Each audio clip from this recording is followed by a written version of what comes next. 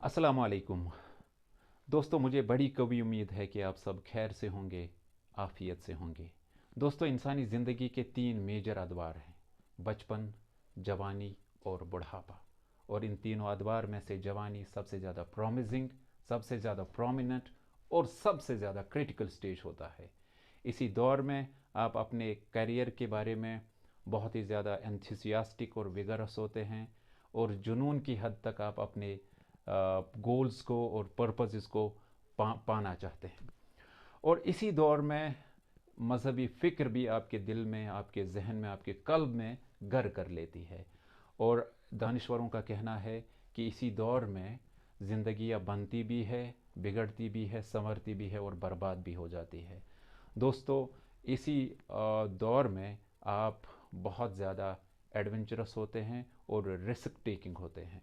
दोस्तों, आप न सिर्फ अपने करियर के हवाले से और अपने गोल्स के हवाले से जुनूनियत के शिकार हो जाते हैं, इसके अलावा आप मज़हब को लेकर भी एक अजीब जुनूनियत के शिकार हो जाते हैं।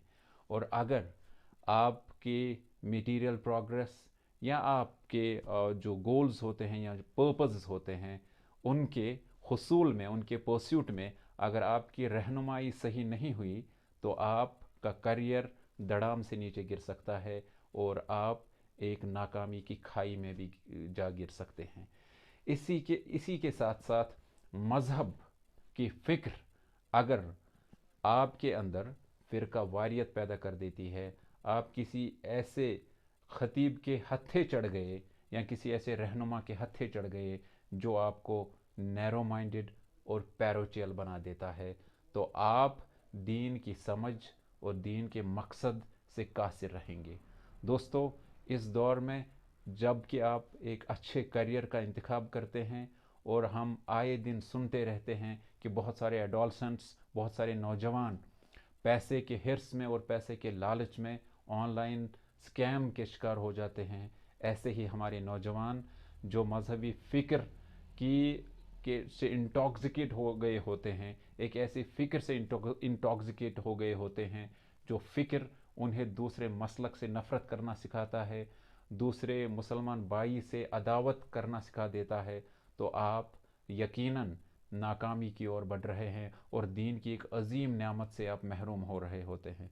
दोस्तों, हम में से बहुत सारे, हमारे समाज में से, हमारी सोसाइटी में बहुत सारे ऐसे नौजवान हैं, वो या तो मजहबी तंग नज़री के शिकार हो चुके हैं, एक ख़ास खतीब की कल्ट वर्शिप में मुब्तला हो चुके हैं, या एक ख़ास कन्फ्यूजन के शिकार हुए हैं जब वो एक खतीब की बात सुनते हैं और या दूसरे किसी मजहबी स्कॉलर की बात सुनते हैं। दोस्तों, मैं आप लोगों को आज इस कन्फ्यूजन से और इस इज़्तिराब से और इस नैरो नैरो अंडरस्टैंडिंग से बाहर निकालने के लिए ये वीडियो बना रहा हूँ। दोस्तों, आज रमज़ान का महीना चल रहा है, क्यों ना आप एक अहद लें और एक कोशिश करें।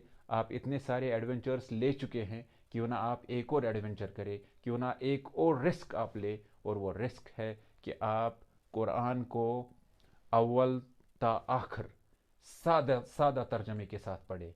आई प्रॉमिस यू कि आप 60 से 70% कन्फ्यूजन और तंग नज़री से रिहाई पा लेंगे, और आपके सामने एक वसी दुनिया, एक बहुत ही ब्रॉडन्ड हॉरिजन्स आपके सामने खुलेंगे।